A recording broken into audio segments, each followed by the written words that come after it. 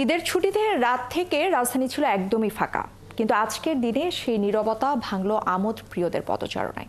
রাজধানী জুড়ে অনেক বিনোদন কেন্দ্রের মধ্যে শিশুদের পছন্দের শীর্ষে মিরপুরের বাংলাদেশ জাতীয় চিড়িয়াখানা। ঈদের এই দিনে নানান ধরনের পশু পাখি দেখে শিশুদের উৎসাহ, তরুণদের আনন্দের কোনো কমতি ছিল না। বিস্তারিত প্রতিবেদনে। রাজধানীর ঢাকা জুড়ে অনেক বিনোদন কেন্দ্র থাকলেও শিশুদের জন্য সবচেয়ে আকর্ষণীয় স্থান হলো বাংলাদেশ জাতীয় চিড়িয়াখানা। ঈদের দিন সকাল থেকেই দল বেঁধে শিশুরা অভিভাবকদের হাত ধরে চলে আসছে প্রাণীর জগতে। তাদের মনে প্রবল উৎসাহ, চোখে মুখে উচ্ছ্বাস। চিড়িয়াখানা শুধু শিশুদের নয়, তরুণ তরুণী ও অভিভাবকদের জন্য আনন্দের স্থান। বাঘ, ভাল্লুক, সজারু, বাদরের সাথে বাচ্চাদের পরিচয় করিয়ে দিচ্ছেন অভিভাবকরা। বাচ্চারাও বেশ খুশি বাঘ মামার দেখা পেয়ে। বাঘ, সিংহ দেখার অনেক ইচ্ছা। সিংহ আমার প্রিয় পশু। বানর দেখেছি, তারপরে হরিণ দেখেছি, তারপর আমরা ঘোরাফেরা করেছি।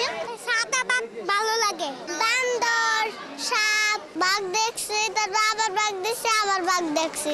আমি বাঘ দেখে আইছি, সিংহ এগুলো দেখতে। চিড়িয়াখানা শুধু প্রাণী দেখার জগৎ নয়, শিশুদের আনন্দেরও বড় একটি ঠিকানা। প্রাণী জাদুঘর থেকে শিশু পার্ক, সব জায়গাতেই ছিল শিশুদের কৌতূহলের ঝড়। ঈদের এই ছুটির দিনে শিশুরা মেতে উঠেছে প্রাণের উচ্ছ্বাসে, আর অভিভাবকরাও পেয়েছেন এক পরিপূর্ণ আনন্দের মুহূর্ত।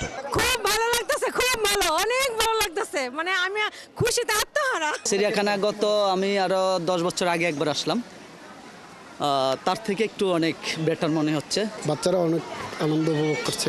আমাদের থেকে ছোটদের জন্য একটু কমফোর্টেবল বেশি আর কি, দেখে একটু আনন্দিত হয় বেশি। এই বছর গেছে যে প্রাণীগুলো দেখছে, এই বছর ওই প্রাণীগুলো দেখতে পারছি না, অনেক প্রাণী নেই। প্রাণী আগে যে আমরা অনেক দেখতাম, এখন প্রাণী বেশি নাই, মারা গেছে মনে হয়। পরিষ্কার পরিচ্ছন্নতা ঠিক আছে, নিরাপত্তার বিষয়ে নিরাপত্তাও দেখছি, পুলিশ আছে এখানে, তারপরে অন্যান্য যে আইন শৃঙ্খলা বাহিনী তারাও দেখছি নিরাপত্তা দিচ্ছে। চিড়িয়াখানার কর্তারা জানান নিরাপত্তা নিশ্চিতে নিরাপত্তা কর্মীরা কাজ করছেন নিরলস। অনেক দর্শনার্থী আসতে পারে বলে প্রবেশে লম্বা কিউয়ের ব্যবস্থা রাখা হয়েছে বলেও জানান তারা। ফয়সাল রয়েল, ৭১, ঢাকা।